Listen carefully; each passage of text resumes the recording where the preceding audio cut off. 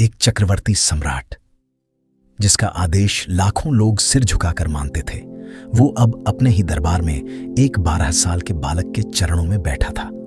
राजा जनक का अहंकार टूट चुका था। जनक ने पूछा था, प्रभु मुक्ति कैसे मिले? और अष्टावक्र ने उन्हें पहला झटका दिया था कि तुम यह शरीर नहीं हो, तुम सिर्फ एक साक्षी हो। जनक अभी इस सदमे से उबर भी नहीं पाए थे कि अष्टावक्र ने मुक्ति का दूसरा और सबसे भयानक सूत्र दे दिया। एक ऐसा सूत्र जिसे सुनकर अच्छे अच्छे ज्ञानियों और सन्यासियों के पैर कांप जाते हैं। अष्टावक्र ने जनक की आंखों में देखा और कहा, हे जनक, तू सोचता है कि तूने बड़े पुण्य किए हैं, तू एक महान राजा है। सुन, तू न करता है और न ही भोगता है। धर्म और अधर्म, पाप और पुण्य, ये सब मन के खेल हैं, तेरे नहीं। तू तो हमेशा से मुक्त है। यह कोई साधारण बात नहीं थी। अष्टावक्र जनक से कह रहे थे कि तुम्हारी सबसे बड़ी बीमारी तुम्हारे बुरे कर्म नहीं है। तुम्हारी सबसे बड़ी बीमारी यह है कि तुम मानते हो मैंने किया है। शून्य में आपका फिर से स्वागत है।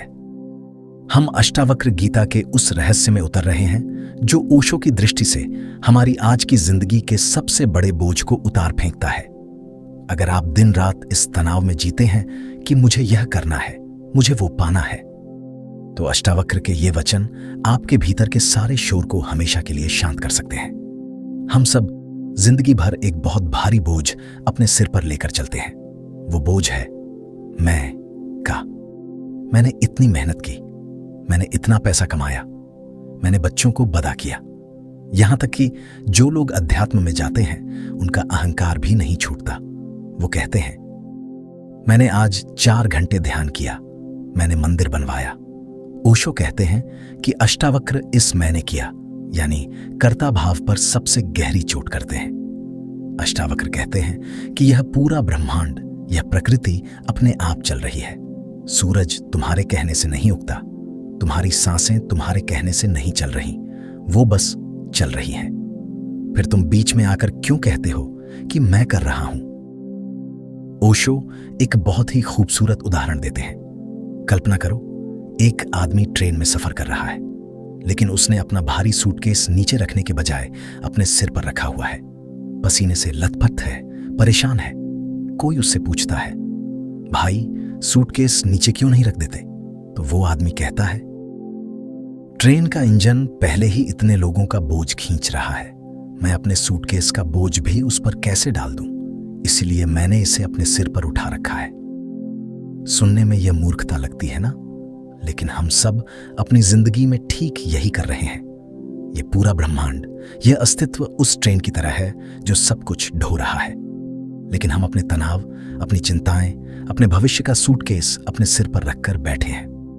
अष्टावक्र जनक से बस इतना कह रहे हैं, जनक इस सूटकेस को नीचे रख दे, कर्ता मत बन।